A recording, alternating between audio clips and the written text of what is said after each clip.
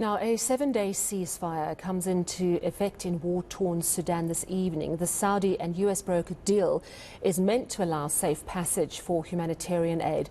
Sudan's military leader and the RSF paramilitary have been in a battle for power since the middle of April.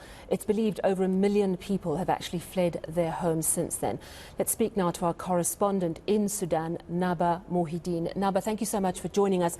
Has the ceasefire actually come into force yet, or is it still due to come into effect in a few hours' time?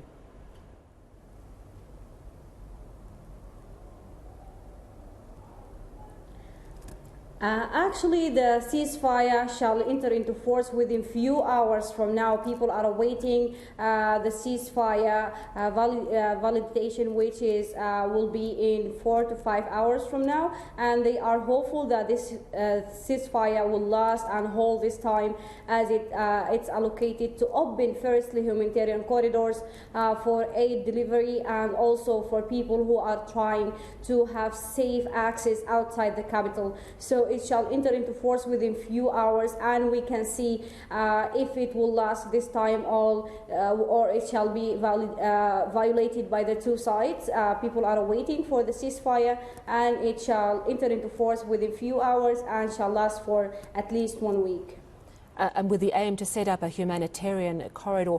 Now, I'm not sure how close you are to Khartoum itself and whether you've been able to get a sense of what's happening from a humanitarian perspective in the city. We know that many people have fled, but also in terms of the fighting, has it intensified, or is there a sense that both parties are perhaps ready now to make sure this ceasefire sticks?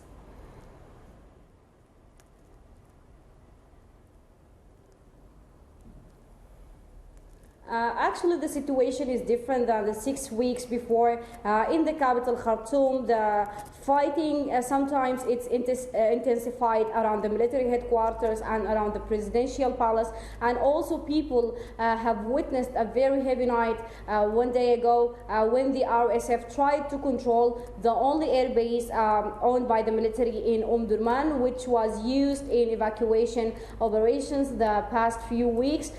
So there was intensified fighting, but other days there is sporadic fighting, and sometimes it's fierce fighting, sometimes it's relative calm, but people cannot expect what's going on, and when the RSF is or shall attack the military, and the military is responding by using air force, as the military is still using the air force, and the only in the warring factions, the two warring factions, only military has the air force and aircrafts, warring aircraft. So in the capital Khartoum, the situation is changing every day. The humanitarian situation is dire, and people are still unable to get any medication, food, or water, because aid workers and humanitarian organizations, they still don't have safe access to help those in need.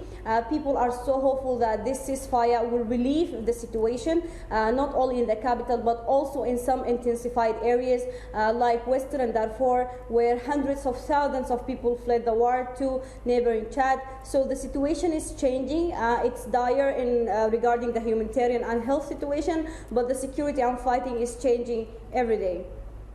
All right, so let's hope that that ceasefire, which, as you say, is due to come into effect in the next few hours, really will hold, so those humanitarian corridors can be opened to get food, water, medical supplies to people still stuck in those areas where fighting, as you say, is sporadic and has very intense at times. Really troubling situation in Sudan. Thank you, Naba Mohiedeen, coming to us from Sudan this evening.